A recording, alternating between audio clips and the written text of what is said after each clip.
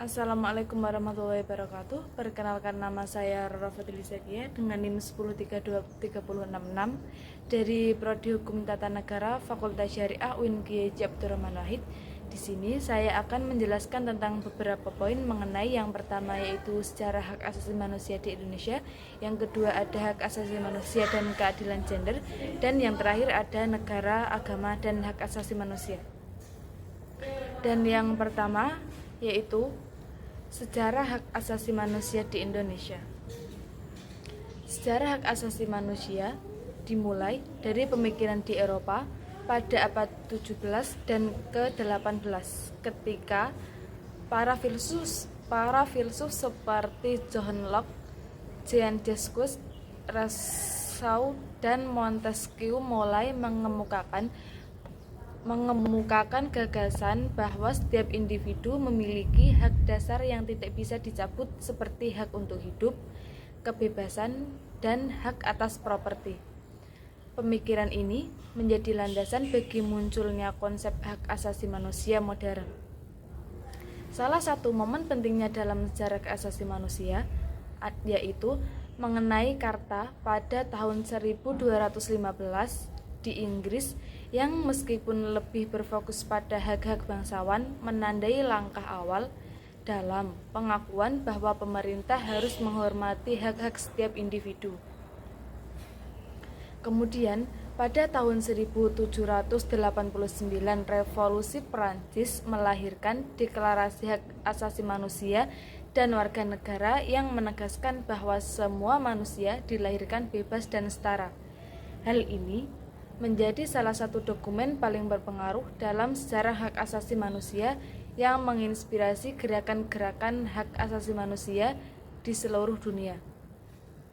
Namun, pengakuan hak asasi manusia secara global baru benar-benar terwujud setelah Perang Dunia Kedua, yaitu ketika dunia menyaksikan kekejaman yang luar biasa selama perang. Dan pada tahun 1948, Perserikatan Bangsa-Bangsa mengadopsi Pernyataan Universal Hak Asasi Manusia yang menjadi tonggak penting dalam pengakuan dan perlindungan hak-hak individu di seluruh dunia. Dokumen ini menetapkan standar internasional untuk hak asasi manusia dan mengajak semua negara untuk menghormati dan melindungi hak-hak tersebut. Di Indonesia, perjalanan hak asasi manusia juga mengalami dinamika yang panjang. Selama masa penjajahan Belanda, masyarakat Indonesia mengalami banyak pelanggaran hak asasi manusia dengan praktik diskriminasi dan penindasan yang meluas. Setelah adanya proklamasi kemerdekaan pada tahun 1945, prinsip-prinsip hak asasi manusia mulai diakui dalam Undang-Undang Dasar 1945 meskipun tidak sesuai secara eksplisit menyebutkan istilah tersebut. Pada awal kemerdekaan, terdapat harapan besar untuk membangun negara yang menghormati hak-hak individu. Namun, situasi itu berubah ketika Orde Lama kemudian Orde Baru berkuasa, di mana banyak pelanggaran hak asasi manusia terjadi, termasuk penangkapan, penyiksaan, dan pembunuhan terhadap aktivis yang menentang rezim. Dan setelah jatuhnya rezim Orde Baru pada tahun 1998, Indonesia memasuki era reformasi yang membawa perubahan signifikan dalam pengakuan dan perlindungan hak asasi manusia. Dalam amandemen Undang-Undang 1945 memberikan ruang yang lebih besar untuk hak-hak dasar dan masyarakat semakin sadar akan pentingnya hak asasi manusia. Berbagai lembaga swadaya seperti LSM dan gerakan masyarakat sipil untuk bermunculan untuk mengawasi dan memperjuangkan hak-hak ini. Meskipun ada kemajuan, tantangan dan pelindungan hak asasi manusia masih ada, seperti pelanggaran hak sipil, politik, diskriminasi, dan masalah sosial ekonomi. Kini, hak asasi manusia menjadi bagian penting dalam kehidupan sehari-hari dan perlindungan individu di berbagai negara termasuk Indonesia. Di Indonesia, di mana masyarakat berjuang untuk memastikan bahwa hak-hak mereka wajib dihormati dan dilindungi. Yang kedua yaitu poin yang kedua yaitu mengenai hak asasi manusia dan keadilan gender. Apa yang dimaksud hak asasi manusia? Hak asasi manusia adalah seperangkat hak yang melekat pada setiap individu sebagai bagian dari kemanusiaan yang diakui secara universal dan tidak dapat dicabut.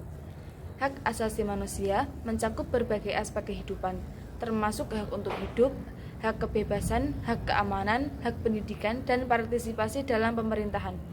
Konsep hak asasi manusia berakar pada prinsip bahwa setiap orang tanpa memandang ras, jenis kelamin, agama, atau status sosial berhak untuk diperlakukan dengan martabat dan dihormati.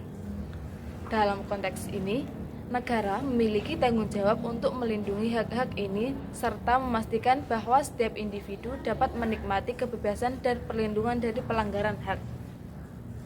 Sementara itu, keadilan gender adalah konsep yang berfokus pada pencapaian kesetaraan antara laki-laki dan perempuan dalam semua aspek kehidupan. Keadilan gender ini bertujuan untuk menghapuskan diskriminasi yang dialami oleh perempuan dan memastikan mereka bahwa setiap orang memiliki hak dan tanggung jawab dan kesepakatan yang sama dengan laki-laki dan tidak membedakan antara laki-laki dan perempuan. Hal ini mencakup akses yang setara terhadap pendidikan, pekerjaan, layanan kesehatan, dan partisipasi dalam pengambilan keputusan politik dan sosial. Keadilan gender juga berupaya untuk mengatasi kekerasan berbasis gender dan seringkali menjadi hambatan besar bagi perempuan dalam mencapai potensi penuh mereka. Meskipun telah ada kemajuan dalam berbagai bidang, tantangan dalam mencapai keadilan gender masih sangat nyata. Stereotip gender yang mengakar dalam budaya dan masyarakat seringkali membatasi peran yang dapat diambil oleh laki-laki dan perempuan. Misalnya, perempuan seringkali dianggap sebagai pengurus rumah tangga dan tidak diberikan kesempatan yang sama di dalam dunia kerja, sementara laki-laki diharapkan untuk menjadi pencari nafkah utama. Diskriminasi hukum juga menjadi masalah di mana peraturan yang ada tidak selalu mendukung kesetaraan gender, sehingga memperkuat ketidakadilan yang ada. Selain itu, praktik budaya dan tradisi yang merugikan seperti pernikahan anak dan kekerasan dalam rumah tangga masih terjadi di banyak tempat dan menghalangi perempuan untuk menikmati hak-hak mereka secara penuh. Pendidikan dan kesadaran sosial dalam memainkan peran penting dalam mengatasi tantangan ini, yaitu meningkatkan pemahaman tentang hak asasi manusia dan kesetaraan gender di kalangan masyarakat dapat membantu pengubahan pandangan dan sikap terhadap gender. Program pendidikan yang menekankan pentingnya kesetaraan dan menghormati perbedaan dapat membentuk generasi yang lebih sadar akan hak-hak mereka dan hak orang lain. Selain itu, dukungan dari pemerintah dan lembaga masyarakat untuk kebijakan yang adil dan inklusif sangat penting dalam menciptakan lingkungan yang mendukung bagi semua gender. Dengan upaya bersama dari semua pihak termasuk pemerintah, masyarakat, dan individu, kita dapat menciptakan di dunia di mana hak asasi manusia dihormati dan keadilan gender dapat tercapai dengan baik. Hal ini tidak hanya akan meningkatkan kesejahteraan individu, tetapi juga berkontribusi pada kemajuan sosial dan ekonomi secara keseluruhan. Dalam masyarakat yang menghargai hak asasi manusia dan keadilan gender, setiap individu dapat memiliki hidup bermartabat, kesempatan yang setara dan berkontribusi secara maksimal terhadap pembangunan masyarakat. Dan yang terakhir, mengenai negara, agama, dan hak asasi manusia. Negara, agama, dan hak asasi manusia adalah 3 komponen fundamental yang membentuk struktur sosial dalam politik bermasyarakat dan modern. Ketiga elemen ini sangat berinteraksi dan memengaruhi satu sama lain, menciptakan dinamika yang kompleks dalam kehidupan sehari-hari. Untuk memahami hubungan antara ketiganya, penting untuk mengeksplorasi masing-masing komponen. Dan yang terakhir mengenai negara, agama, dan hak asasi manusia.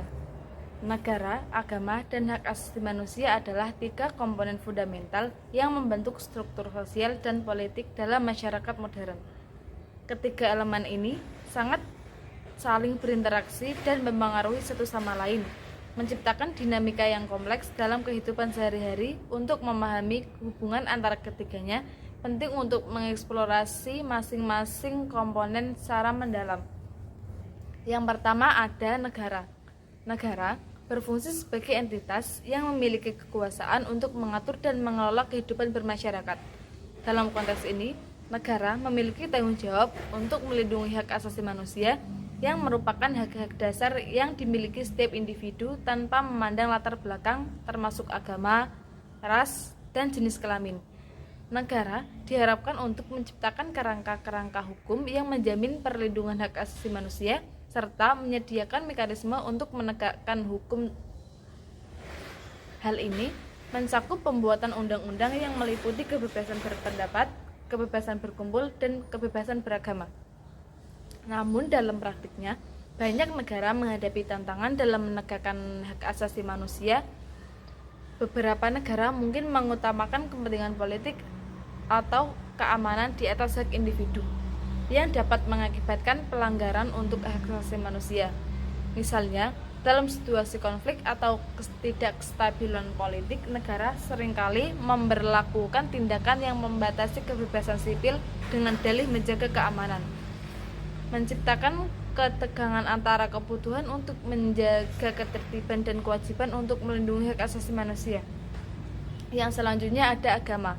Agama memainkan peran yang signifikan dalam kehidupan individu dan masyarakat.